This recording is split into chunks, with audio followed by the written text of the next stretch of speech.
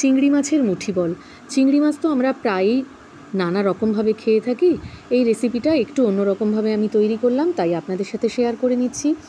চিংড়ি মাছ কাঁচা অবস্থাতে পেস্ট করে নিতে হবে এবং সামান্য পরিমাণে গোলমরিচ গুঁড়ো আর নুন দিয়ে মেখে নিতে হবে। তারপর বলের আকারে কেটে নিয়ে বেসন হোক বা ময়দা, কর্নফ্লাওয়ার ঘরে যাই থাকে খুব সামান্য পরিমাণে ওপরে ছড়িয়ে এবার এটাকে ছাঁকা তেলে ভেজে নিতে হবে, খুব হালকা করে, একদমই কড়া করে ভাজা যাবে না। 1 থেকে 1.5 মিনিটের মধ্যেই বলগুলো নামিয়ে নিতে হবে। এরপর কড়াইতে পরিমাণ মতন তেল আর তাতে একটা তেজপাতা বা 2টো তেজপাতা চিংড়ি আন্দাজে ফোড়ন দিয়ে দিতে হবে পেঁয়াজটা একটু ভাজা হয়ে গেলে এর মধ্যে আদা রসুনের বাটার পেস্ট দিয়ে দিতে হবে পরিমাণ মতো নুন। আর আমি এখানে ব্যবহার করেছি সামান্য কাশ্মীরি লঙ্কার গুঁড়ো, কারণ আদা রসুনের সাথে আমার কাঁচা লঙ্কা বাটাই ছিল। তো খুব ভালো করে কষিয়ে নিতে হবে যতক্ষণ না পর্যন্ত কাঁচা মশলার গন্ধ চলে যায়। এরপর এর মধ্যে দিয়ে দিতে হবে নারকেলের দুধ আর পরিমাণ মতো চিনি।